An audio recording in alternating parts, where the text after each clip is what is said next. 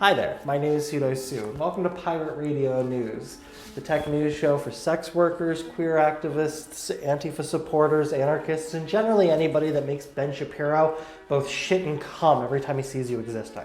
Let's get started.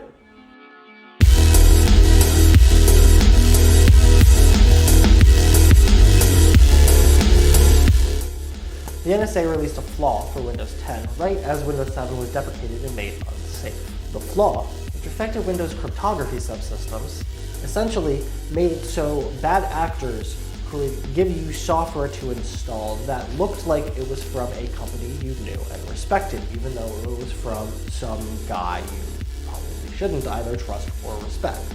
Thankfully, because the NSA is telling people, there's a security fix available.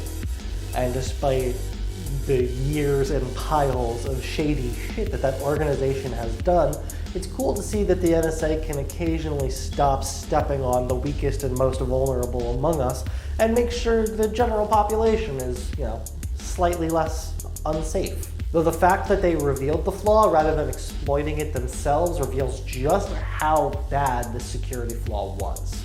Updating Windows is relatively easy.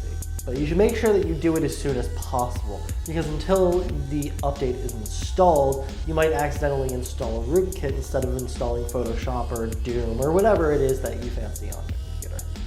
PayPal was low-key compromised. They admitted it, largely because somebody found the compromise for them, but it's already been fixed. So why should you care? The compromise was on PayPal's most visited page, the login screen. Essentially, the compromise made it so that anybody who was sniffing your data may have had access to your login information. So either if you are worried that somebody has been frequently trying to access your data, or if you are the type of person who would log into PayPal at, say, Starbucks, change your login credentials just in case. Discovery of the compromise netted Alex Burstyn a little more than 15 grand, which that's a nice chunk of change, Alex. Just don't store your money in PayPal. I hear they have vulnerabilities. Donald Trump and the FBI don't understand computers, and it's going to leave us all much less safe. So this might sound familiar. The FBI is asking for access to a specific tool that will allow them to break into any iPhone that they want. They want to use it for a specific case where a mass shooter's phone was left behind after a mass shooting, and they want to access said phone. Apple is saying creation of such a tool will severely hinder their ability to keep iOS devices safe, even in the United States. The FBI claims they'll only use it for this one case, but Apple rightfully calls it bullshit. This time, however, Apple is being asked to help the FBI get into a phone the FBI absolutely would have access to without Apple's help.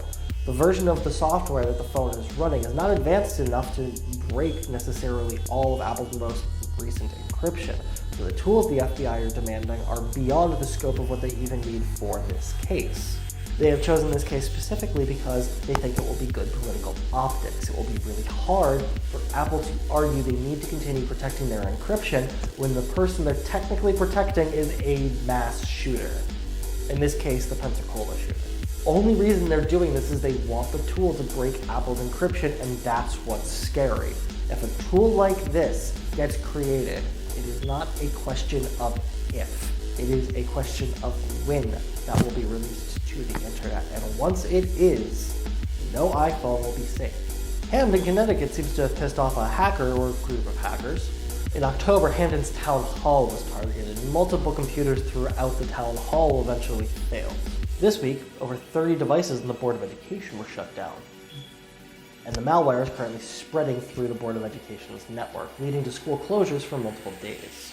Reports have confirmed that the attack was malware rather than ransomware. Ransomware is the type of thing that takes your data and holds a gun to your head. Frequently, it's holding a gun to your head demanding money. Frequently, it's holding a gun to your head knowing it will shoot if it gets the money or not. But regardless, it is a mechanism for encrypting your data. Malware is just designed to piss you off. If ransomware is burglary, this is spray painting on someone's front yard. Not even. This is gluing somebody's doors and windows shut. Reports from those on hand show that the infection seemed to at least be isolated as of now, and they are working on either replacing or fixing the systems that are infected and getting everything back online. And that's it for this week. Hit like if you liked what you saw, hit subscribe if you want to punch Jeff Sessions and his Cabler elves, and remember, moral doesn't mean legal, and Stonewall was a riot.